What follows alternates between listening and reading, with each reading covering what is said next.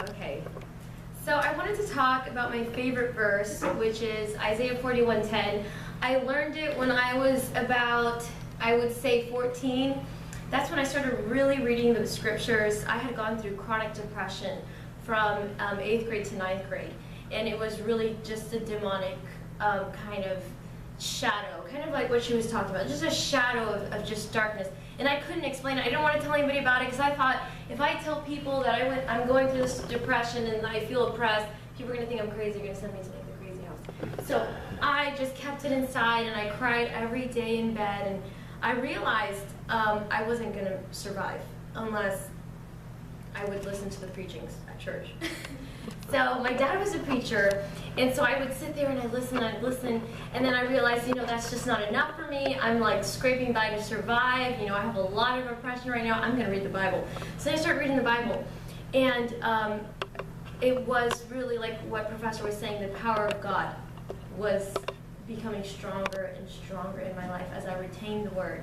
Tina says, "Wow, you know so much about the Bible, you know the verses." I said, "That's just because I really had to survive." And for me, it was scripture that took me through those dark moments. That's where I learned about Jesus. I started reading the scriptures, and that's the first time I actually read the Gospels for myself. I said, oh my gosh, Jesus is nice. I thought, I used to resonate with Moses. I was like, Moses is cool, because everyone always talks about Moses in children's church, and, his parts of the Red Sea. I was like, oh, I know. But Jesus was so strange to me until I started reading the scriptures. And so I decided, I'm going to start memorizing verses. So the first verse I memorized was Isaiah 41:10, and it says, "Fear not, because I am with you. Be not dismayed, for I am your God. I will strengthen you. I will uphold you with my righteous right hand."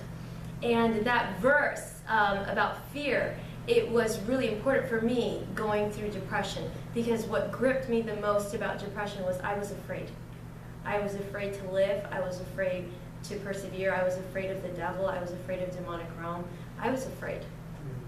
And I memorized that verse, and it was funny because even in school, like when I had to come up and do public speaking, I would shake like this, like my paper would shake, and I'd be like, oh, I'm reading Shakespeare, I can't even talk right now.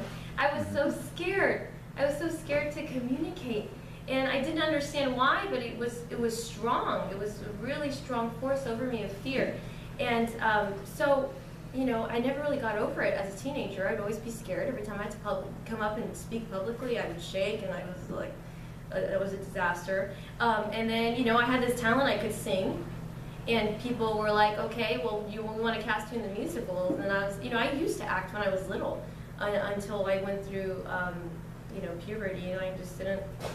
I was scared of everything after that. I don't know. I used to act when I was like this big, and then I used to do a whole bunch of different things, and then I just got over it. And then they asked me to be a part of that again, and I was like, okay, well, I'll do it. And I had to stand in front of hundreds of people and sing songs and act, and I was terrified. I was terrified. So I memorized the verse: "Fear not, because I'm with you. Be not dismayed, for I'm your God.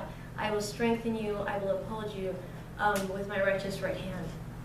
And I kept saying that to myself. And eventually, I just felt peace. And I don't understand why.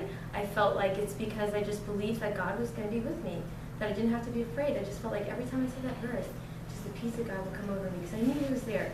And anything that could go wrong, God would be with me through that weird, awkward social situation. So, as I started growing older, I realized that scripture was important for me. And it was important for me to memorize. It was important for me to be a part of my life.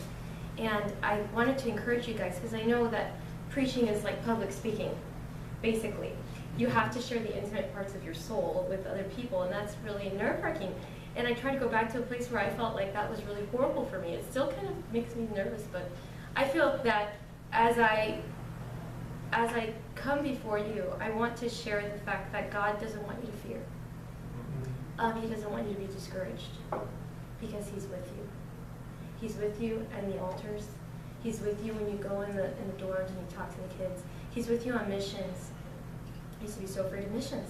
Like, how am I going to tell this person here that I don't even know? Jesus loves you. I felt awkward about that. But I feel like God is calling me to do more than what I'm at in my comfort zone. And I really feel led to evangelism. And I feel like everyone in this room should evangelize. we should go out and preach the gospel. And I think that as we approach this class, it's going to help us preach the gospel with courage. I always remember Revelation 21:8, and it says, "The cowardly will not inherit the kingdom of heaven." And that's kind of motivation for me, because I'm like, oh, as a preacher, I'm going to just go do it. Because I feel that God is like, oh, if you're too afraid of everything, you're just going to let the darkness overtake you. And that almost happened to me. And I think our youth are struggling with depression. And depression leads to a lot of suicide. Even amongst men, there's such a high rate of suicide in men. Because they don't share what they're going through. Because they're supposed to be the strong ones, you know? And I think as Christians, we have to come to the place where we're willing to share, like what Russell. It's a cool name, it reminds me of Disney. And so what Russell said, you gotta share. Because if you don't share, how will you encourage your brother and sister? How will you help the teenager that's on the brink of suicide? If we don't say what we've been through. So thank you.